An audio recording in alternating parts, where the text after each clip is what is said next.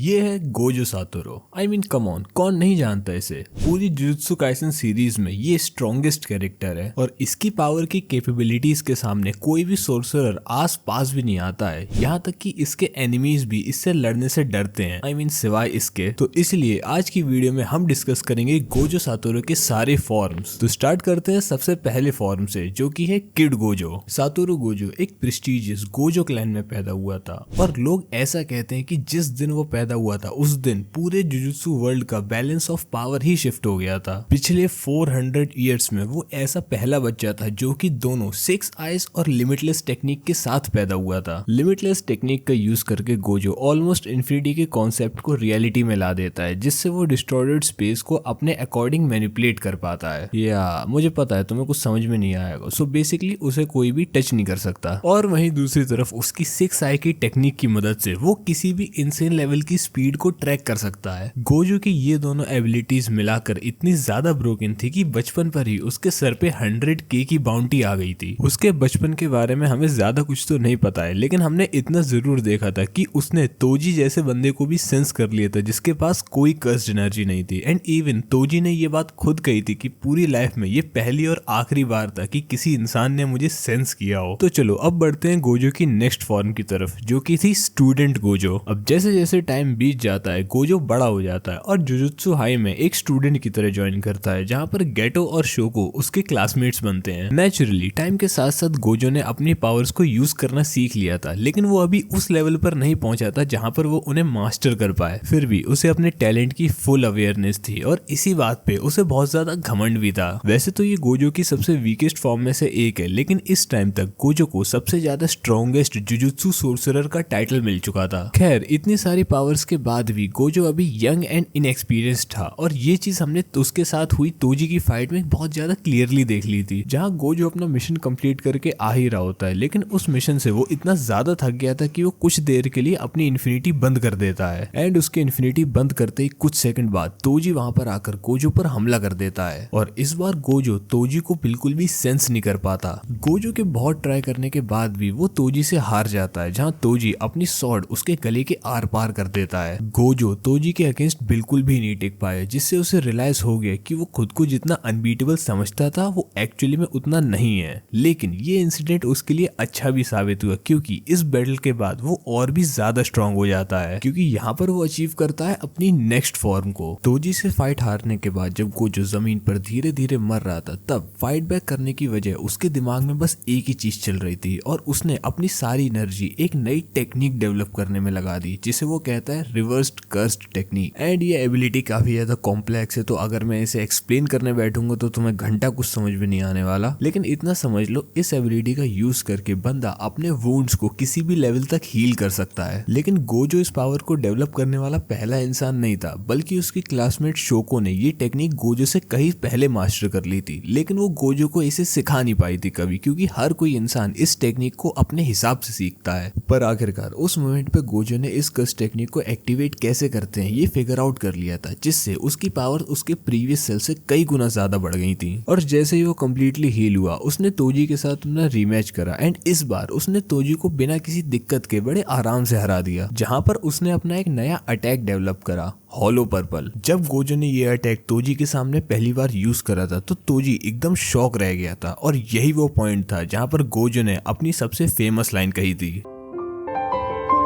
Throughout heaven and earth, I alone am the honored one. Gojo का ये hollow purple attack तब create होता है जब वो अपनी ब्लू कर्स टेक्निक और रेड कर्स टेक्निक को आपस में मर्ज कर देता है। ये एक काफी ज्यादा सीक्रेट मूव है जो कि गोजो फैमिली के कुछ ही मेंबर्स जानते हैं, और हॉलो पर्पल की पावर इतनी ज्यादा है कि ये अपने अपोनेंट को रियलिटी से ही इरेज कर देती है। एंड ऑब्वियसली तोजी उस अटैक से बच नहीं पाया। ओके सो अभी तक तो 3 ही फॉर्म रिवील हुए हैं एंड गोजो अभी से ही इतना ज्यादा स्ट्रॉन्ग हो गया है, तो सोचो आगे क्या होने वाला है। तो चलो बढ़ते हैं अपने नेक्स्ट फॉर्म की तरफ। गोजो का ये वर्जन हमने सीजन 1 और मूवी 0 में देखा था। एक चीज जो इस फॉर्म को बाकी फॉर्म से डिफरेंट बनाती है वो ये है कि इस टाइम तक गोजो ने इन्फिनिटी वॉइड, जो कि उसकी डोमेन एक्सपेंशन है, उसका यूज करना सीख लिया था। डोमेन्स जुजुत्सु की सबसे हाईएस्ट टियर एबिलिटी है और इसको हर कोई बंदा अचीव भी नहीं कर सकता है। तुम इसको कुछ कुछ बानकाई की तरह समझ सकते हो। और वैसे तो गोजो ऑलरेडी इस पॉइंट पे अपने पर्पल टेक्निक को अनलॉक करने की वजह से सबसे ज्यादा स्ट्रॉन्गेस्ट सोर्सरर बन चुका था, लेकिन उसकी डोमेन एक्सपेंशन आने के बाद वो एक अलग ही लीग पर पहुंच गया था। यहाँ तक कि जुजुत्सु के हायर अप्स भी उसकी पावर से डरने लगे थे, क्योंकि वो जानते थे कि गोजो अगर उनके अगेंस्ट हुआ तो वो सब मिलकर भी उसे रोक नहीं पाएंगे। और इस पॉइंट पे गोजो सच में ये चीज मान चुका था कि वो इनविंसिबल है, क्योंकि जब यूजी ने उससे पूछा था कि क्या वो अपनी फुल पावर में सुकुना को भी हरा सकता है, तो उसने कॉन्फिडेंटली हाँ बोल दिया था। गोजो के इस वर्जन की पावर को यूज होते हुए हमने पहली बार एपिसोड 7 में देखा था, जब एक स्पेशल ग्रेड कर्स्ट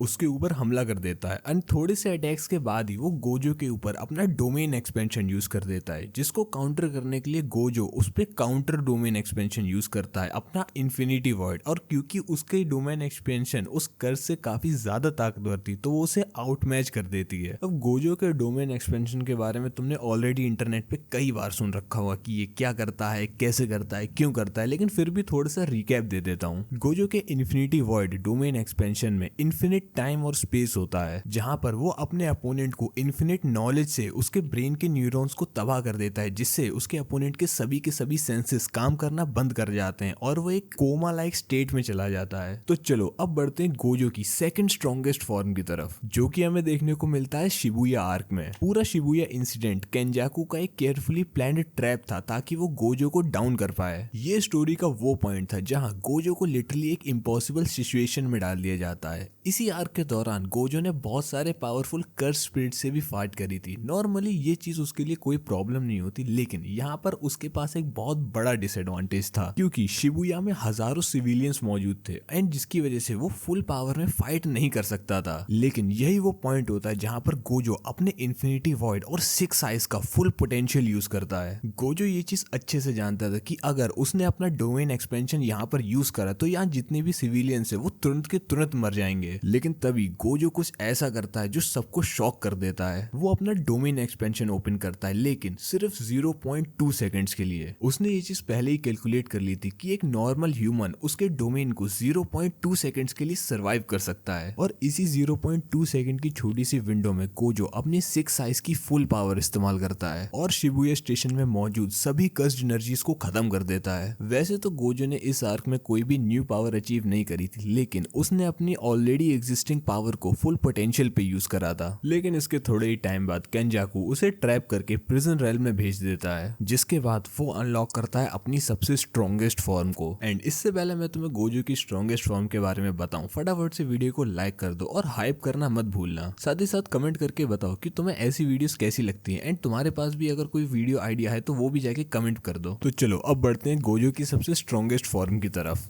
तो केंजाकू ने गोजो को सील तो कर दिया था, लेकिन ये गोजो का एंड नहीं था, क्योंकि प्रिज्म रेल्म से बाहर निकलने के बाद गोजो अपने लाइफ की सबसे हार्डेस्ट बैटल लड़ता है, किंग ऑफ कर्सेस रियोमिन सुकुना के अगेंस्ट। जैसे ही गोजो प्रिज्म रेल्म से रिलीज होता है वो सीधा केंजाकू के पास जाता है, लेकिन इससे पहले वो उसे मार पाता बीच में सुकुना आ जाता है और उन दोनों की फाइट स्टार्ट हो जाती है। लेकिन इससे पहले कुछ भी सीरियस होता वो दोनों डिसाइड करते हैं कि उनकी फाइट एक स्पेसिफिक डे पर होगी। वो डिसाइड करते हैं कि वो दिन होगा 24 दिसंबर एंड जल्दी ही वो दिन भी आ जाता है। और इसी फाइट के दौरान गोजो अपने हॉलो पर्पल को एक नेक्स्ट लेवल पर ले जाता है।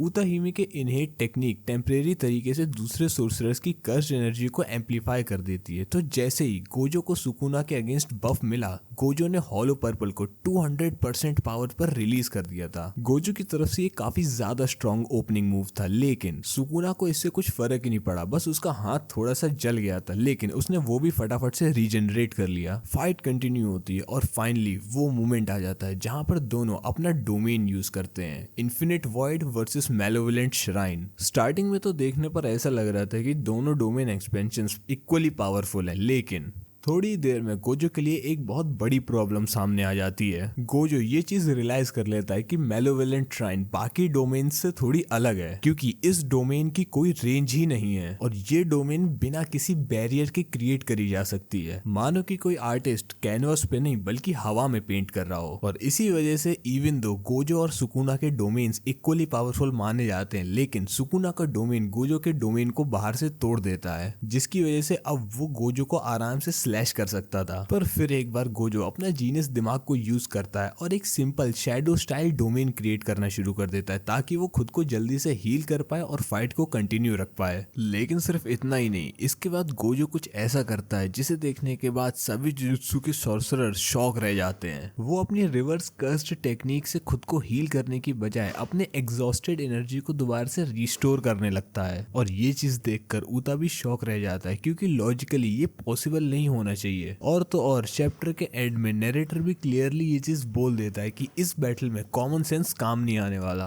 उसके बाद क्या होता है वो सब तो तुम लोगों को ऑलरेडी पता लग ही गया होगा, और इस पे बहुत सारे लोग आपस में लड़ते भी रहते हैं। लेकिन तुम्हारे क्या थॉट्स हैं इस एंड फाइट को लेकर, मेरे को कमेंट्स में जाकर बताओ। और यही थे गोजो के सारे फॉर्म्स। तो चलो तुम लोग जाके कमेंट्स में लड़ो कि कौन बेटर है, गोजो या सुकुना। मैं चलता हूँ अगली वीडियो बनाने। Bye bye.